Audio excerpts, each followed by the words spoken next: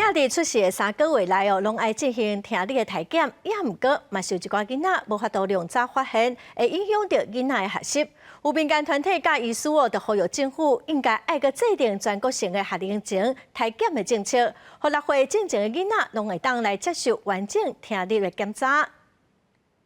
即卖人囝愈生愈少，每一个拢是厝内的心肝宝贝。毋管是囡仔的教育，也是健康，拢是家长真重视的。亲像新生儿一出世，拢需要进行听力的体检，看敢有先天性的听力损失。毋过，有医生指出，有的新生儿一开始体检正常，煞伫3岁到6岁，因为感冒、中耳炎等状况影响，出现后天性的听损。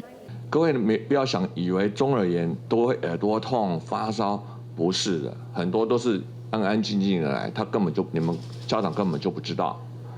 那中耳炎呢，多么的盛行，我们可以说，在6岁以前的小朋友，60%都是对的。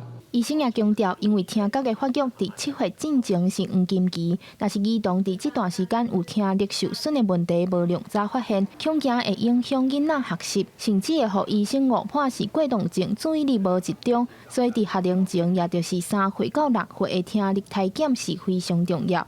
也在现场也有民间团体表示，除了中耳炎以外，暗发性的听力损失也是儿童真接拄到的状况。晚发性听力损失，它是在新生儿筛检之后才开始发生，它是基因的没有错，但是它不是一出生就发生。那你要想，这些孩子里面7.8%他会有听损。时代力量拜一找专家、民间团体同齐召开记者会，强调目前全国并无统一的学龄前听力体检。各县市虽然有补助3岁到6岁的听力体检，不过体检内容标准拢无同。呼吁政府要赶紧制定全国性的体检政策，伫学龄前提早发现、提早治疗。另外，也需要加强全民对听力健康的认知，提升大众对听力问题的敏感度，才袂影响儿童后续发育，也是产生学习困难的问题。记者张家嘅曾俊佑台北报道。